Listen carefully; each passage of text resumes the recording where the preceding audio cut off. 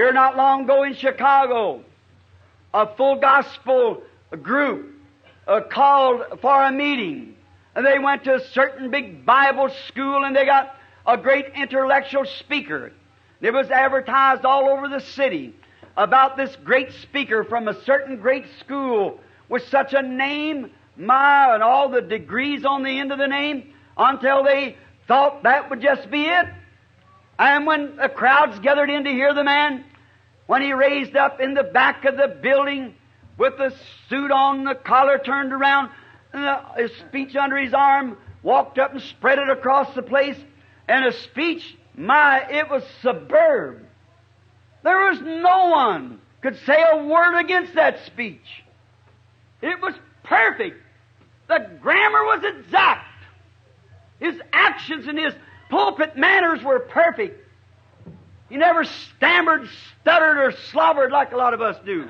But he brought his speech out with such eloquence. But he thought, with this bunch of an illiterate people, I'll get up there and show them what it really means to be a preacher. With his chest out, he walked up, all puffed up, and gave this speech, but he found out that didn't sit with that kind of a crowd.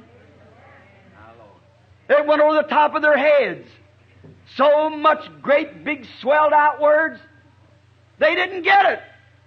So after a while, when he seen he was wrong, he gathered up his speech and put it on his arm, his shoulders dropped, his head dropped, his knees hanging, he drooped back down, humble, humiliated, off of the pulpit. There was an old saint sitting back there, looking around, touched another one, said if he would have went up the way he come down, he'd have come down the way he went up. So that's just about right.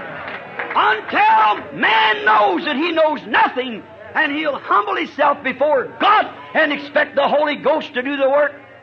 That's the thing. Man cannot achieve nothing by his intellectuals. He must depend solely upon God. Now, man doing this shows that there is an achievement somewhere for this great cause of being redeemed. And God made that achievement. He did that, and He made it so simple. It was by faith. God told in the beginning it has always been by faith. Today you're not saved by works, by good things, by joining church, by being educated. You're only saved by faith. And that by the grace of God. You are saved by faith by believing what God has already done.